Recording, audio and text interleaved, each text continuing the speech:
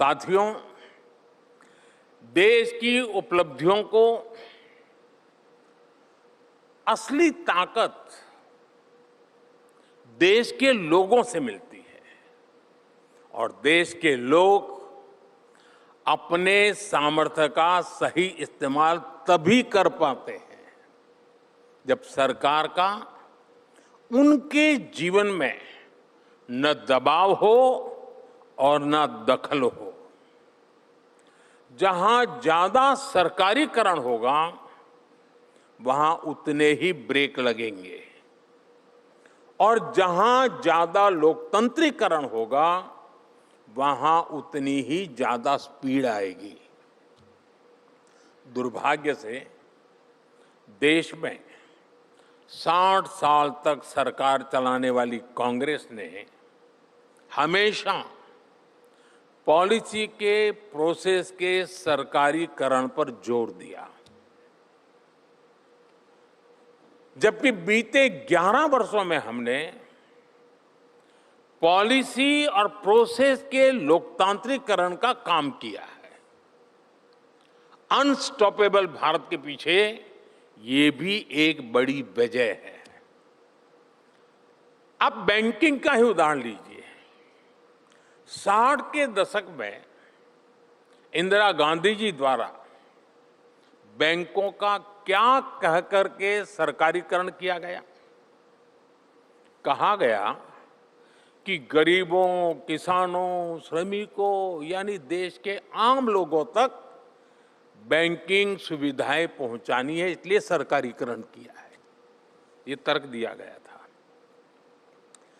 जबकि वास्तविकता में कांग्रेस ने क्या किया, सरकारों ने क्या किया? बैंकों को देश की जनता से और दूर कर दिया गया, दूरी बढ़ा दी गई। गरीब तो बैंकों के दरवाजे तक भी जाने से डरता था।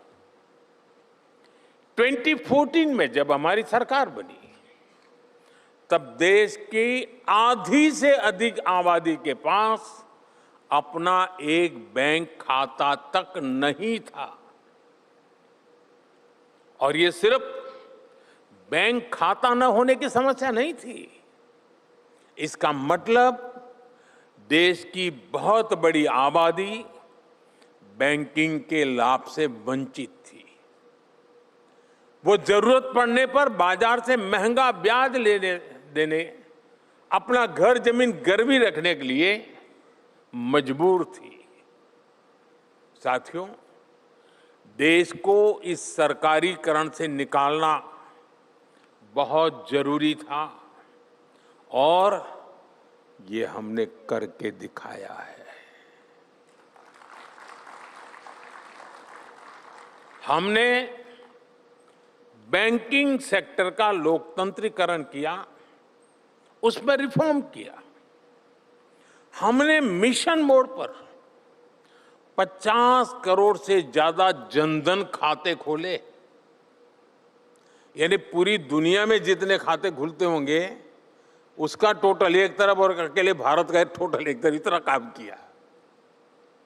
आज देश के गांव-गांव में कोई न कोई बैंकिंग टच पॉइंट है। डिजिटल ट्रांजैक्शन ने भारत को वित्तीय रूप से दुनिया के सबसे बड़े इंक्लूसिव देशों में से एक बना दिया है। कांग्रेस के सरकारीकरण ने बैंकों में एमपीएस का पहाड़ खड़ा कर दिया था।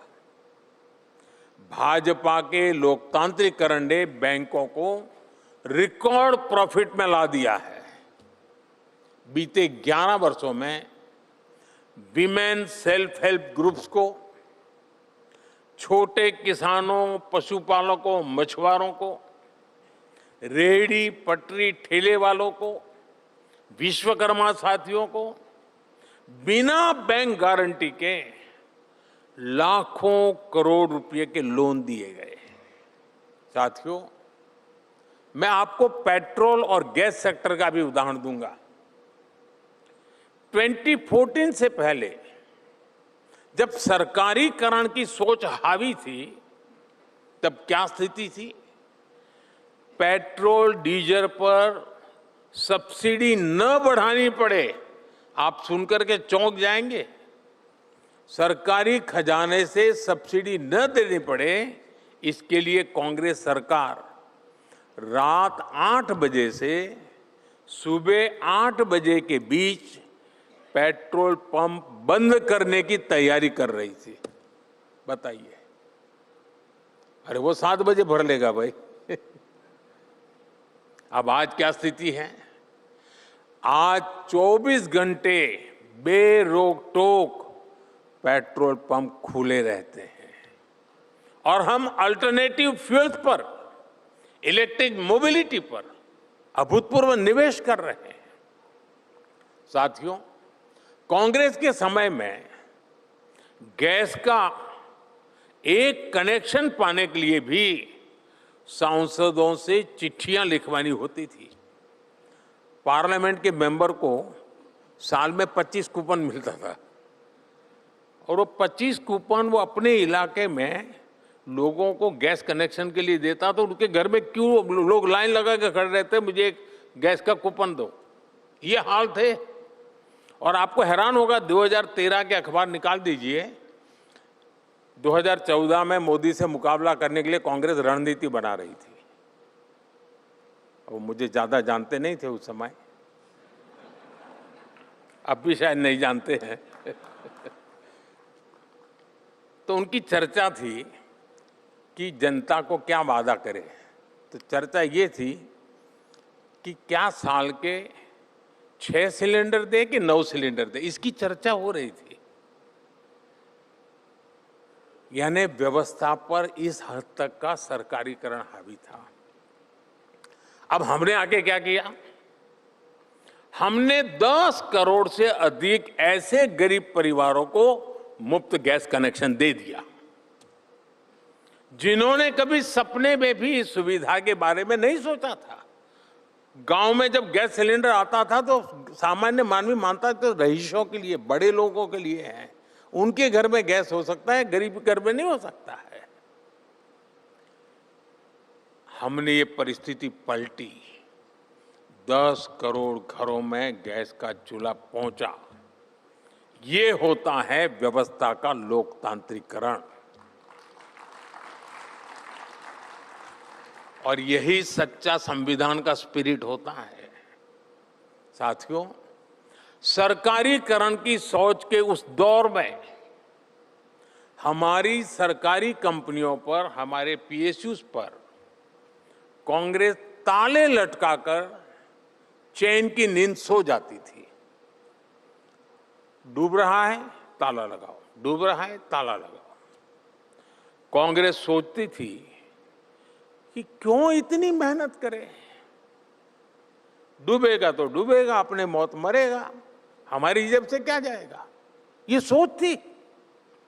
हमने इस सोच को भी बदल दिया और आज देखिए, LIC हो, SBI हो, हमारे बड़े बड़े PSUs, सबके सब प्रॉफिट के नए रिकॉर्ड बना रहे हैं।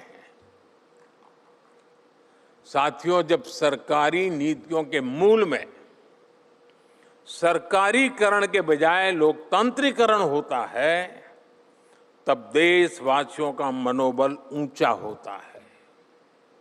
सरकारीकरण की इसी सोच में कांग्रेस कहती रह गई, गरीबी हटाओ, गरीबी हटाओ। हर चुनाव में आपने देखा होगा, लाल किले से इस परिवार के सारे भाषण सुन लीजिए। लाल किले पर जो गए हैं झंडा फहराने इस परिवार के, कोई भी नेता पहले से लेकर के आखिरी तक नहीं था जिसने गरीबी का भाषण न दिया हो। आप YouTube पर जाकर के पहले से अब तक के सारे भाषण सुन सकते हैं। लेकिन गरीबी कम नहीं हुई, जबकि लोकतांत्रिकरण की हमारी सोच ने पिछले 11 साल में 25 करोड़ गरीबों को गरीबी से बाहर निकाला है। और इसलिए आज देश का भरोसा हम पर है और इसलिए आज भारत अनस्टॉपेबल है।